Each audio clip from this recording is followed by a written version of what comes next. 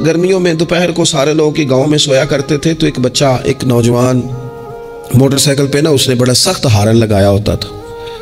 तो वो लाडला बच्चा था, अपने माँ बाप का इकलौती औलाद थी, तो वो गली से गुजरता तो मेरी वालदा बड़ी नाराज़ होती, कई दफ़ा बुरा भला भी कहती कि इसको शर्म ही नहीं आती, ये सोतों को जगा देता, इतना सख्त हारन लगा दिया है। फिर कुछ अरसे के बाद उसने वो हारन उखेड़ दिया, उसी गली से गुजरता लेकिन चुपके से। तो बच्चा शरारतें करने वाला शरारत छोड़ जाए तो फिर भी सवाल खड़ा होता है कि क्यों छोड़ गया है। तो अम्मा जी कहने लगी, उन्हें पूछते सही क्यों होया सो। मैंने उससे एक दिन कहा कि खैर है, तो मुझे कहने लगा, भाईजान मेरे घर में बेटी पैदा हुई है। तो मेरी वालदा ने मैनू थपकी दे के कि पुत्र है हारन ला छड़, धीयां दे प्यो इंज दे काम नहीं करते। मैं अब साहिब औलाद हूं, तो अगर मेरा किरदार इस तरह का होगा तो फिर लहजा क्या होगा। मैंने छोड़ दिए सारे काम, चूंकि मेरे घर में बेटी आ गई है और मेरी माँ ने मुझे कहा है कि बेटियों के बाप का ये लहजा नहीं होता, उनके अंदाज बड़े शुस्ता बड़े साफ होते हैं, चूंकि घर में बेटी ने आंख खोलनी है, उसने वो रंग देखना है। मैं एक दूसरी बात भी आपको अर्ज करता हूँ। मैं खाना खा रहा था, घर के अंदर बैठा था, तो मेरी घरवाली मुझसे कहने लगी कि बाहर बच्चा बड़ा बिलक बिलक के रो रहा है मदरसे का। मैंने कहा जल्दी से बुलाओ। वो बच्चा अंदर आया तो वो कांप रहा था और उसकी हालत इस तरह की थी कि शायद थोड़ी देर में गिर जाए। तो मुझे तो खाना भूल गया। मैंने कहा पुत्र खैर क्या हुआ, क्या है? तो बोले तो उससे बात ना हो सके, हाँपते कांपते तड़पते टूटते जुमले। तो मैंने कहा बेटे क्या बात है, छोटा सा बच्चा है। कहने लगा मैंने घर टेलीफोन किया था, मेरे अब्बा जी फिर मेरी अम्मा से लड़ रहे हैं। हजरत साहब जब वो लड़ते हैं तो हम चार पाइयों के नीचे छुप जाते हैं, खौफ आता है। मेरी बहनें रोती हैं, हमें किसी चीज से इतना डर नहीं आता क्योंकि हमारा वालिद फिर हमारी अम्मा को मारता है, खौफ आता है। आज घर में ना फिर अब्बा जी अम्मा को पीट रहे हैं। मैंने फोन किया था तो बहनें रो रही हैं, आप दुआ कर दें हमारे घर में सुकून हो जाए। हम तो अपने बच्चों की आंखों में आंसू नहीं देख सकते, पर ये किसने रुलाया हमारे बच्चों को? माँ बाप ने मिलके। किसने तबाही की? इनके ख्यालात क्यों बिखर गए? इतना खौफ किस चीज ने तारी किया? ये सुकून किसने छीना? मैंने फिर उनके वालिद को बुलाया, गुजारिश की, और मुझे उम्मीद है कि वो मेरी बात भी समझ गए होंगे। मैंने उनको वो सारे हालात से आगाह किया कि आपके बच्चों की नफ्सियात कहाँ तक जा रही है, पर मेरी आप उस वाक़े के बाद मैं समझा कि शायद ये घर का मसला तो नहीं होगा। जाने कितने घरों में यूं होता होगा, कितने बच्चे खौफ की जिंदगी गुजारते होंगे, अल्लाह जाने अब क्या होने लगा है। तो अपने बच्चों की अखलाकी तरबियत के लिए, अखलाकी बड़ा प्यार करता है बाप अपने बच्चे से। मैं सही बताता हूँ आपको, बड़ा प्यार करती है माँ अपने बच्चे से, लेकिन याद रखना उस प्यार में कहीं वो अखलाकी हुदूद को क्रॉस ना कर जाए। ये देख लेना कहीं आपके लाड प्यार में कोई नाजायज बात उसके मुंह से निकले किसी के बारे में और आप उसे कबूल करके कहीं उसे तबाह ना कर दें।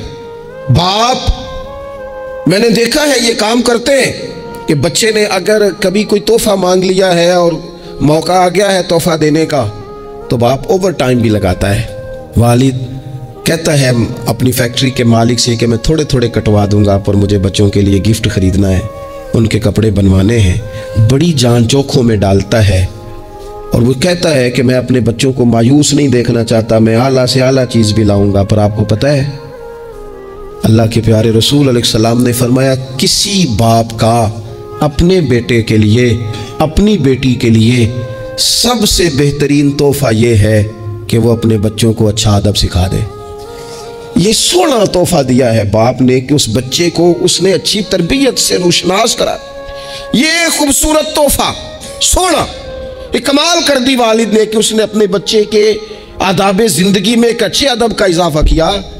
आप ना हजारों का लाखों का तोहफा लेके आए, लेकिन उसकी अखलाकी तरबियत करें, उसके किरदार में जाज़बियत पैदा करें। हो ना आज भी कोई माँ ऐसी जो गौसे पाक की माँ की तरह कहे पुत्र भूख काट लेना पर झूठ ना बोलना। हो ना कोई माँ आज भी ऐसी जो बाबा फरीद की माँ की तरह ये कहे पुत्र तुझे शक्कर पसंद है पर मिलेगी तब जब तू नमाज पढ़ के मुसल्ला उठाएगा।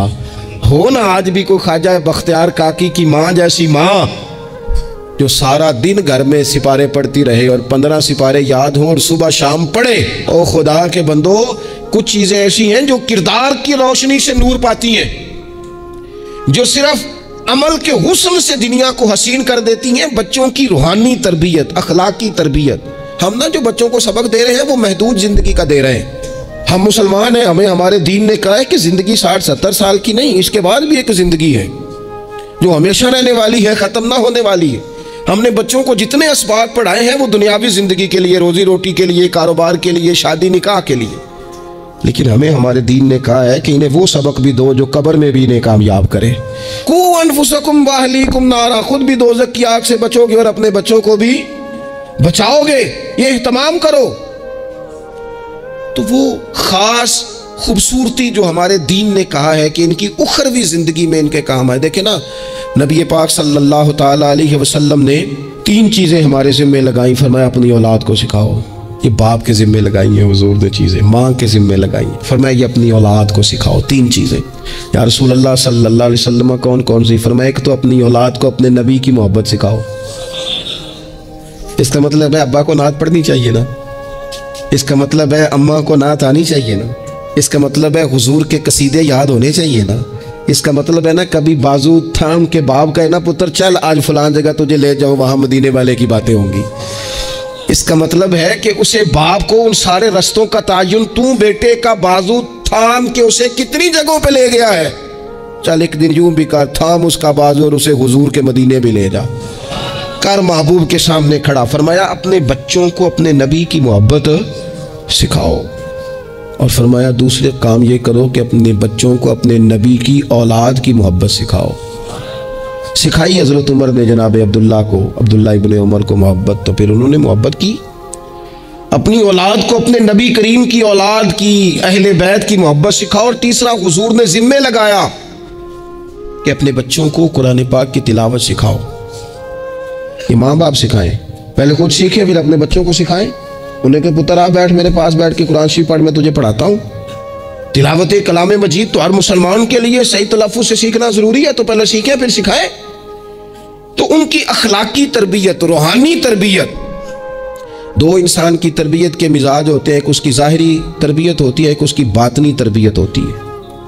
उसके ज़ाहिर का भी ख्याल करें। नबी पाक अलैहिस्सलाम के सामने एक बच्चा खाना खा रहा था, तो जहाँ से मर्जी खा रहा था, तो अल्लाह के प्यारे रसूल सल्लल्लाहु ताला अलैहि वसल्लम ने फरमाया सीधे हाथ से खाओ और अपनी साइड से खाओ, अल्लाह तुम्हें बरकत अता करेगा। बच्चों को इखलाक का, आदाब का तरीका भी बताया जाए। हमारे यहाँ ना शादी से वापस आकर, महफिल से वापस आकर बच्चों को डांटा जाता है कि आज तो आपने बड़ी इंसल्ट करा दी, आपको रोटी नहीं खानी आई। तो भाई ये बच्चों को आप डांटे नहीं, ये तो आपको चाहिए था कि इससे पहले सिखाया जाता कि खाना कैसे है, बैठना कैसे है, जाना कैसे है, किसी से सलाम कलाम कैसे करना है। ये डांटने की बात है? या उस्ताद को चाहिए था कि अपनी कारकर्दगी पर गौर करता, बजाय इसके कि अपनी कारकर्दगी को दोहराया जाए। उल्टा आप उस शख्स को डांट रहे हैं जो ज़ेरे तरबियत है। और फिर बादों कात ये होता है कि बच्चों को इस तरह डांटा जाता है, हमारे सूफिया ने लिखा है जब बच्चे पे गुस्सा आए तब उसे सजा नहीं देनी, एक दिन बाद सजा दो या कुछ घंटों के बाद, इसलिए कि गुस्से में जो सजाएं दी जाती हैं वो हद से क्रॉस कर जाती हैं।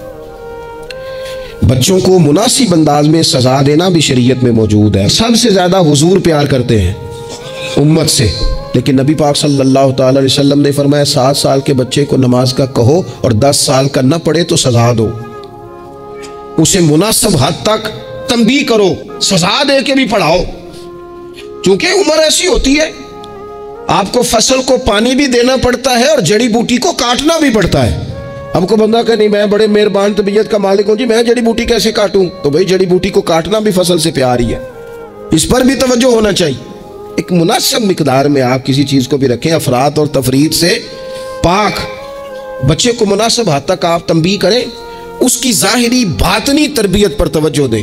हजरत उमर बिन अब्दुल अजीज रहमतुल्लाह अलैह के वालिद मिस्र में होते थे, और जनाब उमर बिन अब्दुल अजीज हजरत सालेह बिन किसान रहमतुल्लाह अलैह एक मुहद्दिस थे, उनके पास मदीना तैयबा में तालीम हासिल करते थे।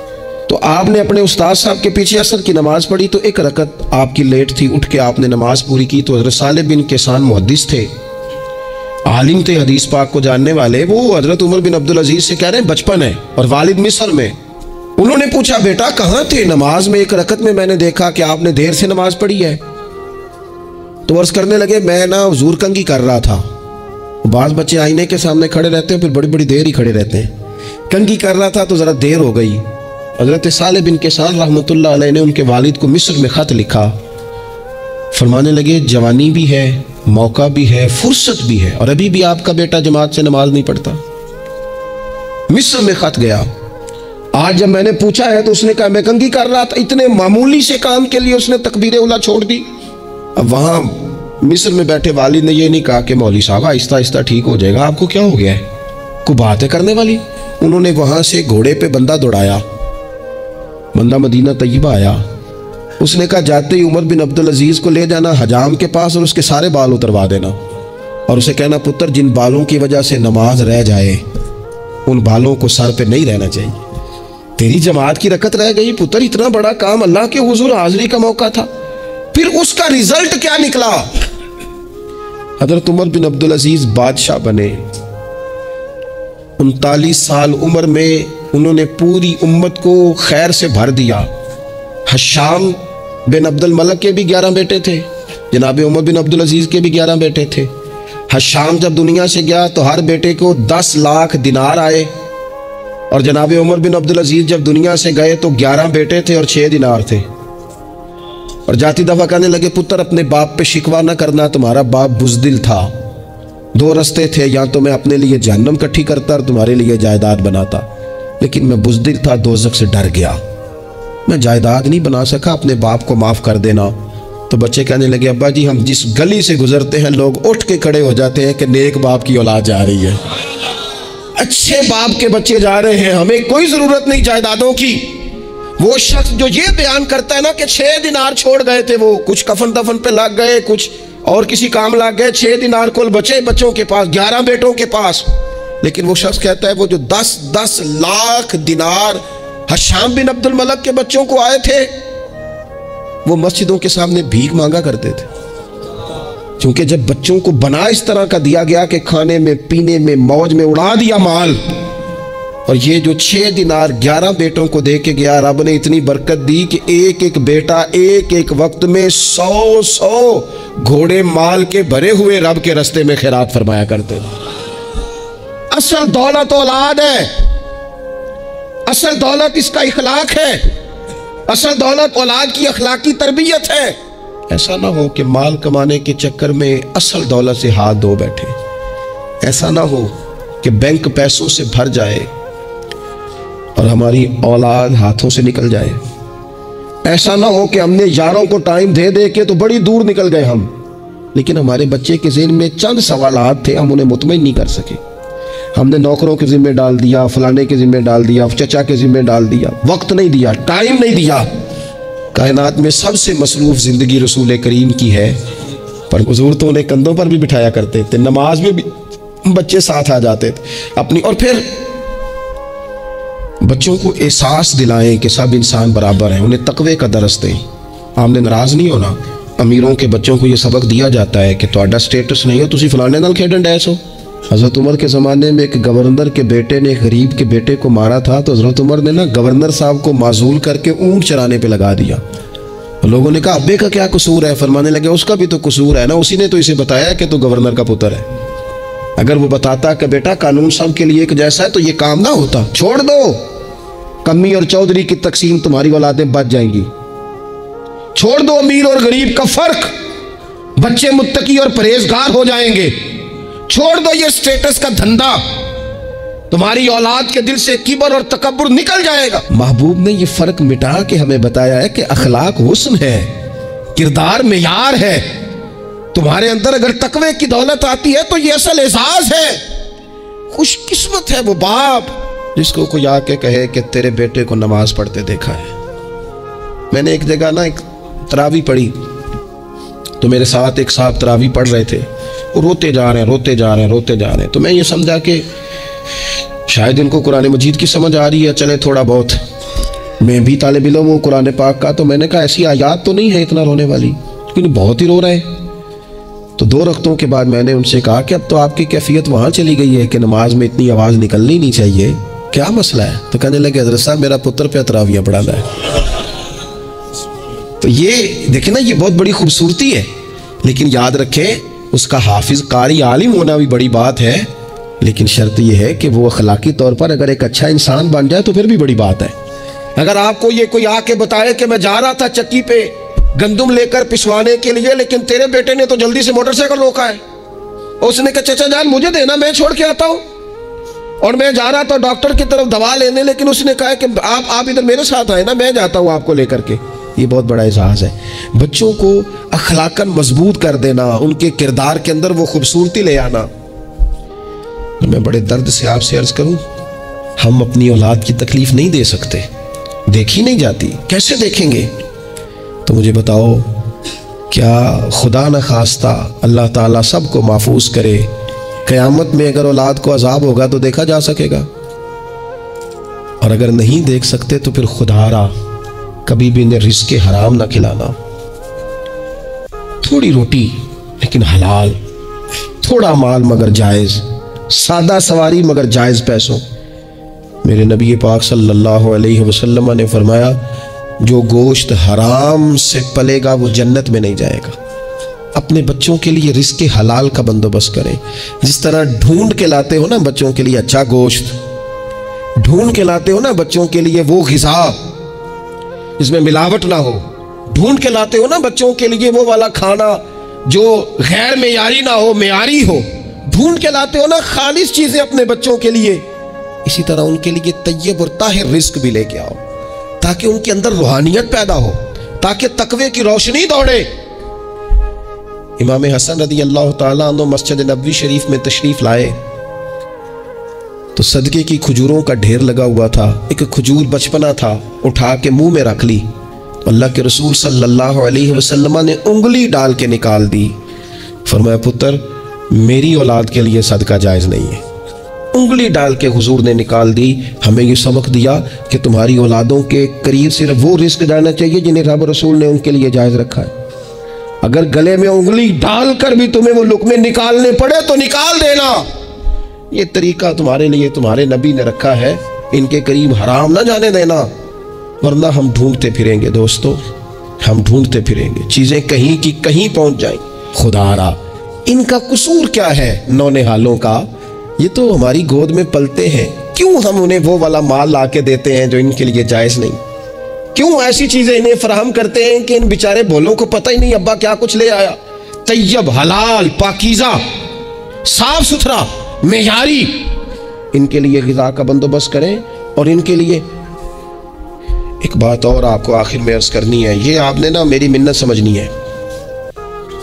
जिस तरह बच्चों को नुस्खे बताते हैं ना कमाई करने के, जिस तरह उन्हें हिंट्स देते हैं ना दुनिया में छा जाने के, इस तरह आप अपने बच्चों को वजीफे बताएं, उन्हें अज़कार की फजीलत वालिद साहब बताएं। क्यों?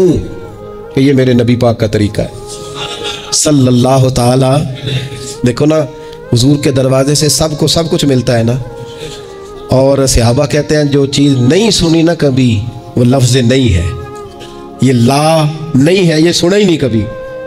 लेकिन नबी पाक सल्लल्लाहु ताला अलैहि वसल्लम ना सहरी के वक़्त सैयदा फ़ातिमा आराम फरमाती, सहरी के वक़्त।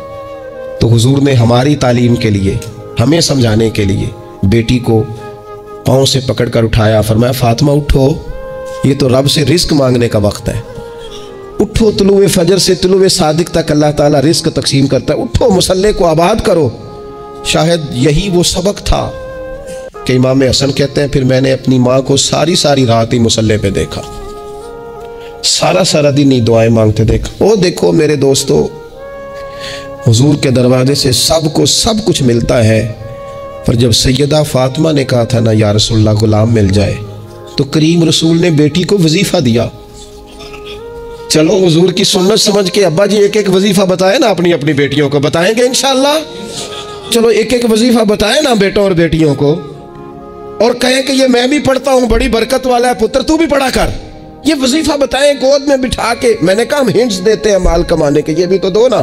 तो नबी पाक अलैहिस्सलाम ने कहा, पुत्र गुलाम तो मैं मदीने के गरीबों पर तकसीम करूँगा, लेकिन तुझे एक वजीफ़ा देता हूँ, 33 बार सुभान अल्लाह पढ़ा कर, 33 बार अल्हम्दुलिल्लाह पढ़ा कर। 34 बार अल्लाह अकबर पढ़ा कर। जब भी ये वजीफ़ा ख़त्म होगा रब गुलाम आज़ाद करने का सवाब अता फरमाएगा। इस तस्बीह का नाम ही तस्बीह फातिमा है। और शान ये है कि फरमाया अगर किसी के गुनाह समुंदर की झाग के बराबर भी हो तो हर नमाज के बाद ये पढ़े, अल्लाह सारे गुनाह माफ़ फरमा देगा। थोड़ा थोड़ा किसी वक्त बैठ ना जाए बच्चों को लेके घर के अंदर के पुत्र आओ ना आज दुरूद शरीफ पढ़ें। सुबह सुबह ना कभी कभी बड़ा याद आता है, मेरी दादी अम्मा तख्त पोश पे बैठती थी, वो नमाज पढ़ के फिर सबको जगाती थी, न उठो, और दोनों लफ्ज़ कहती थी, उठो सबक पढ़ो तो नमाज पढ़ो। नमाज और सबक इससे मुराद है नमाज पढ़ लो फिर कुरान पाक। ये 2-4 दिन करें ना हम सारे अपने अपने घर में, क्या हो भी बच्चों सारे पहले नमाज पढ़ें फिर सारे कुरान शरीफ खोलें, थोड़ी देर ये खोलो ना। उम्मीद है रब के फरिश्ते रहमतों का नुज़ूल फरमाएंगे। तो बच्चों की रूहानी, अखलाकी, अमली, दीनी तरबियत पर हमने तवज्जो देनी है। अल्लाह ताला हमें इसकी तौफीक अता करे।